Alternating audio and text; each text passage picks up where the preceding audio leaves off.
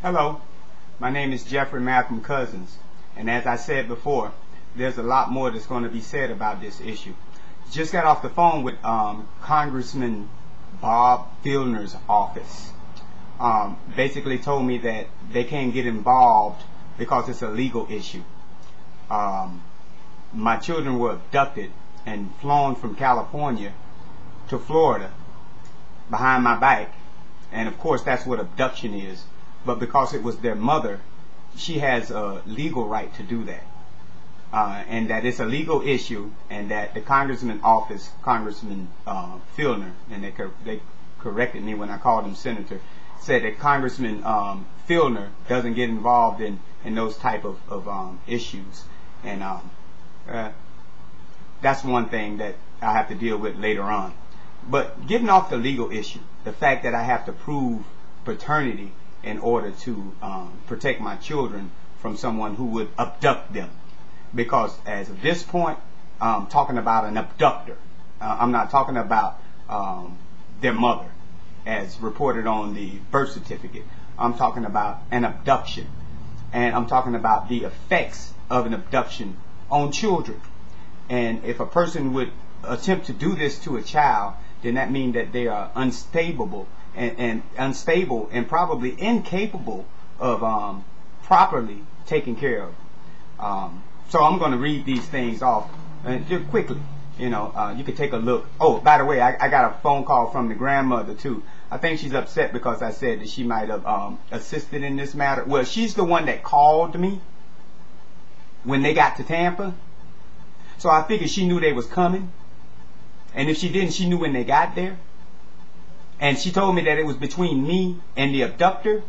So I would appreciate it if she don't call me no more, because she rarely called her grandchildren. Your grandchildren are in Tampa now. You can go see them and make sure that they're all right. I know they're not in school, so I guess you can go see. I know they don't have their insurance cards. I know they don't have their dental cards. I know they don't have their friends. I know they don't have their church family. I know they don't have their daddy. Okay? And I know their mama ain't got no job. And I know it's ignorant what she did. And I know these things too. This comes from Parental Child Abduction is Child Abuse by Nancy Faulkner, PhD. I don't have a PhD, but I knew this before I read it. Abducted children suffer emotionally and sometimes physically at the hands of abductor parents. Many children are told the other parent is dead or no longer loves them. That ain't the truth, y'all. Y'all know I love you, and y'all know what it's all about. With growing concerns for abducted children, some experts have coined terms like parental alienation to describe the potential negative impact on child victims. Regardless of the specific terms designed to illustrate the effects of parental abduction, the children are the ones who are consequently affected. This is going to affect my children for the rest of their lives. They have been abducted. And there ain't nothing legally that can be done to protect them. And they have a civil right to be protected, to not be abducted. I know that. Just because you got your name on a birth certificate, my name's on a birth certificate, and I'm not going to abduct them, and I didn't. She gave me the children. She didn't want JC, and she sent Jade out here while she was in distress because she didn't have a place to live. And she don't have a place to live now. Someone else is paying for that. I pay for my own, and I can show check stubs and rent receipts to show that I pay my own. And this is ridiculous, and something needs to be done about it. I'm going to read just a little bit more. I will not stop until this ends and someone does not have to feel like this. It's dangerous and hurtful to feel this way. Someone will receive the other side of how I feel and be blessed.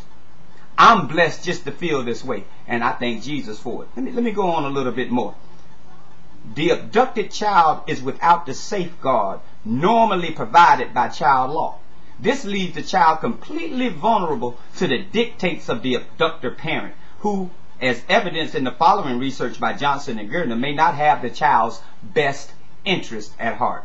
According to Rand, the abducting parent views the child's need as secondary to the parental agenda. See, she had an agenda, and her agenda is to provoke, agitate, control, attack, or psychologically torture me, the other parent. Why? I'm 2,700 miles away from you. There's no need to do this. But you did it already, and something's going to be done about it. Guaranteed. I'll be back. Peace.